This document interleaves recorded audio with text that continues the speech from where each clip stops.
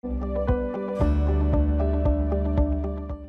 everyone, I'm Kim Salem-Jackson, Akamai CMO, and I have the pleasure of being joined today by Freddy Milesi, who is CEO of Sekoia. For those of you that don't know, Sekoia is a top cybersecurity company, often known as the control plane of security. So Freddy, welcome to our podcast.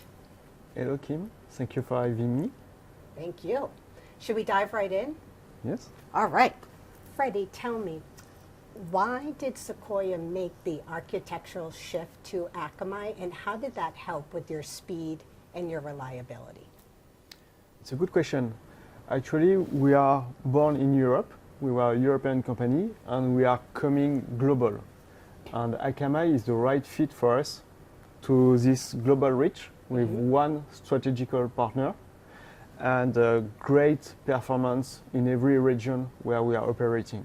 So it's key for our traction and the global company growth. Great. And we're grateful to be your partner, and we are proud of our global distribution. And last, of course, reliability is one of the key things that we strive to achieve. So we can't go far in an interview unless we talk about AI. Can you share with me some of the top use cases that you're thinking about for AI in support of your customers? In fact, you can consider Sekoia as a full stack platform ready for the AI era. It means that in every piece of our technology, everything is designed for the agentic.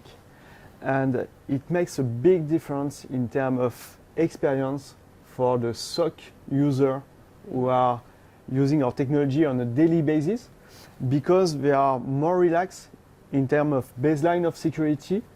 They are supported by the technology of Sekoia, and they have more comfort in their daily job in terms of alert triage, or even high-specific tasks as investigation on incidents. All the knowledge of the researcher of Sekoia has been translated to our agentic capacities. I love that, really driving in the agentic era and giving those customers trust and assurance when they partner with Sekoia to deliver. That's fantastic to hear. Freddy, as you're talking to CISOs and you're talking about data and you're talking about ensuring limited downtime, how does our custom setup enable you to deliver that for your customers? That's a great question. CISOs are more and more sensitive about the way you manage their data. Yes. And as a European company, we have lots of experience on regulation for such purpose. On day one, we designed the technology to handle with care the data. So it was strategic and an obvious choice for us to choose a supplier, tech partners who have the same care of the data of the customer. And in our global strategy of expansion, even if our strategy is global, the execution is local. And we choose the right mix between the cloud service provider, the layer for security, and the integration with local endpoint technology solution provider.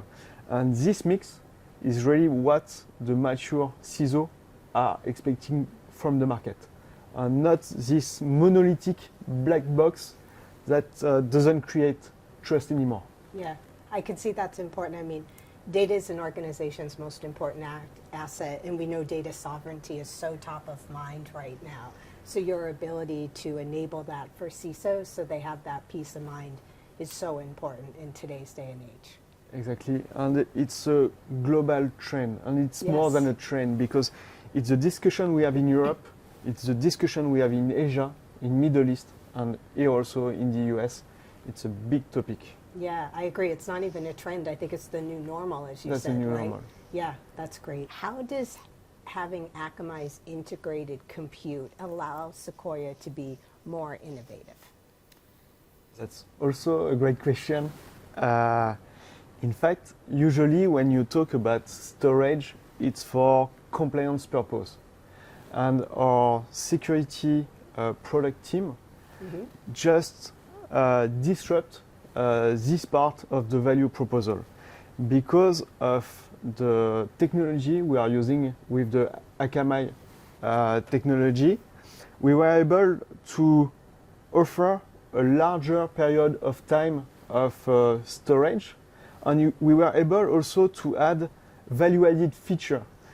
In the field of cybersecurity, if you want to store your data for 1 year long, it's not that costly anymore, and you can perform almost real-time research in your data. And our technology of retro hunt is working for all this period of 12 months. It makes a big change for the agentic, because what you offer for your user, you offer also this value to your agents. I love that. And you know, a kind of design principle of Akamai is to put everything on the edge, closer to the users, closer to the devices, because whether it's in the AI era or not, experiences matter, right? And people need that real-time information immediately. So scale, cost efficiency, performance, more critical than ever. Freddy, we're going to take a little turn now. This is a fun question for all our listeners. What's the one piece of advice you would give to young professionals looking to break into AI and cybersecurity? I think you need to embrace this kind of career if you are passionate about it. Yeah. It's all about passion, because it's a kind of journey. What you've learned 2 years ago is not relevant anymore. So you need to keep this open-minded and do it because you like it and you like to challenge yourself to learn every single day. And I think do it for passion purpose. I love that. So find something you're passionate about, always learn, because the world is changing, and stay committed to what you want. Now we're going to go into the lightning round. Are you ready? Ready. I have 4 questions. Okay. I'll start with an easy one. Okay. Get you warmed up again. Coffee or tea? Coffee. Okay. Me too. If you could describe Akamai in one word, what would it be? Definitely performance. Performance? I like that. I like that word. If you weren't in tech, what career would you have? Ah, good question. Designer or architect, something like that. Last one. For all those people aspiring to be in the C-suite, what's one book or one podcast you think people have to listen to? I really love the Business War podcast, because you have the competition between 2 famous companies, but it's an afterward analysis. So you can learn a lot of what happened 10 years, 20 years ago, and ask yourself, if I had to make an episode with Sekoia, who would be my competitor? Who would be the story or the decision who made the whole difference in terms of success or not of what we are building at the time?